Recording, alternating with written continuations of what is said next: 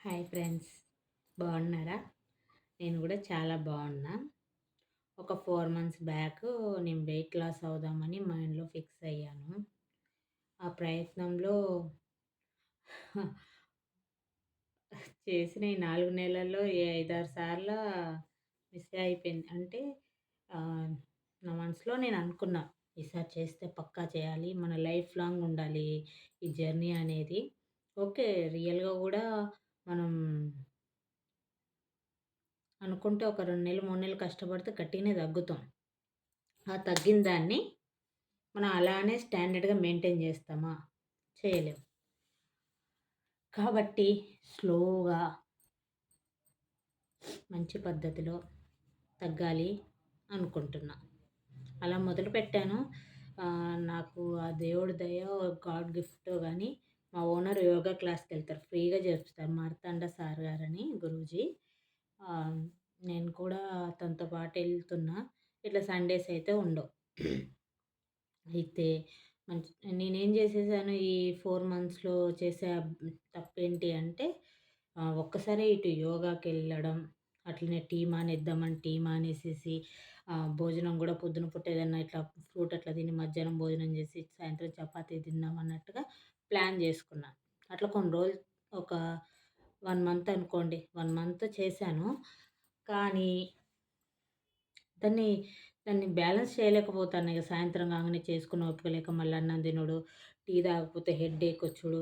ఇట్లా ఒకటి కాకపోతే ఒకటి, ఒకటి కాకపోతే అంతే చికాకు ఇంగా ఇప్పుడు మార్నింగ్ ఇంతకుముందు మంచిగా 6:30, 7కి లేసేదాన్ని. 4కి లేసేసి హాఫ్ అన్ అవరు కొంచెం ఆహ్, బ్రష్ చేసేసి మళ్ళీ డ్రెస్ చేసుకొని అక్కడికి హాఫ్ అన్ అవర్ నడుచుకుంటూ ఎళ్ళాలి. యోగా సెంటర్‌కెళ్ళాలంటే 5కి అక్కడ క్లాస్ స్టార్ట్ అవుతది.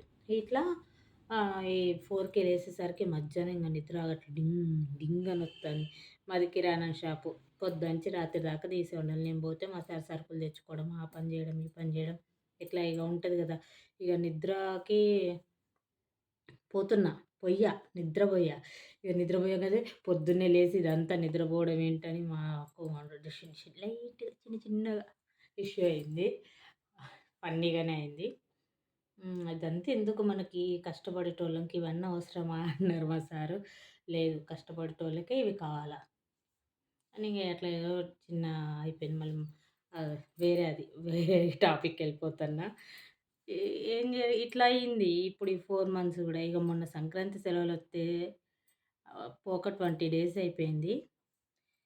మళ్ళీ మొదలుపెట్టాననుకోండి, అది వేరే విషయం. ఇట్లా ఇది గూడా కరెక్ట్ గాదు. అంటే మనం నేర్చుకోవడంలోనే సరే అమ్మో! మన వల్ల కాలేదు గదా అని నేను వదిలిపెట్టట్లే. మళ్ళీ మొదలుపెట్టా. ఈసారి ఏం జే ఇవ్వ ఇప్పుడనుకుంటున్నా. ఏమనుకుంటున్నా అంటే ఈ టీ ఇవన్నీ మానేయడం కాదు. ఫస్ట్ 2 మంత్స్ వరకు అట్లా యోగాకెళ్ళు. నువ్వు యథావిధిగానే ఉంటా. ఏం చెయ్య. ఈ ఫుడ్ విషయంలో, టీ విషయంలో అనేది నేను కాంప్రమైజ్ అవ్వను. ఫస్ట్ యోగాకెళ్తూ ఇప్పుడు మధ్యాహ్నం ఒక హాఫ్ అన్ అవర్ నిద్ర అని మాత్రమే అనుకోని, అంటే నేను పడుకుంటే 2, 3 గంటలు అందుకే గొడవలయినాయి. ఓకే. అలా కాకుండా ఒక హాఫ్ అన్ అవర్ అనుకోని జస్ట్ ఈ 2 మంత్స్ యోగా. అట్లా 1 మంత్ కన్నా, 2 మంత్స్ కన్నా ఒక్కొక్క హ్యాబిట్‌ని తగ్గించుకుంటూ మంచి హ్యాబిట్‌ని ఇంక్రీజ్ జేసుకోవాలనుకుంటున్నా. ఒక్కసారి ఇలా చేసేసరికి ఆహ్, చేయలేమండి. అలా కాదు. మనం ఇప్పుడు లాంగ్ లెంత్ అనుకుంటున్నాం గాబట్టి, ఫస్ట్ అయితే ఇప్పుడు నేను మళ్ళీ షాప్‌లో ఉంటా గాబట్టి నాకు ఇప్పుడు ఎవరైనా చుట్టాలొస్తేనే నేను కూల్ డ్రింక్స్ అట్లా తాగేది. కానీ ఇప్పుడు ఆ ఫ్రిడ్జ్ ఉంది గదా అని తీయడం, థమ్సప్ తీయడం, పోసుకోవడం, తీయడం, థమ్సప్ తీయడం, రోజుకొకటి అలవాటయిపోయింది. బొజ్జ పెరిగేసింది. అందుకే ఈసారి ఆ హ్యాబిట్‌ని తగ్గించుకోవడానికి కొంచెం మజ్జిగ చేసుకొని తాగుతున్నా. లేతే నిమ్మకాయలుంటే చక్కెరేసుకొనే షర్బత్ చేసుకొని తాగుతున్నా. దాని నుంచి ఇప్పుడు డైవర్ట్ అయ్యాను. కొంచెం అలవాటు చేసుకోవడం ఈజీ గానీ మానేటప్పుడు తెలుస్తుంది దాని కష్టం. అది అమ్మో!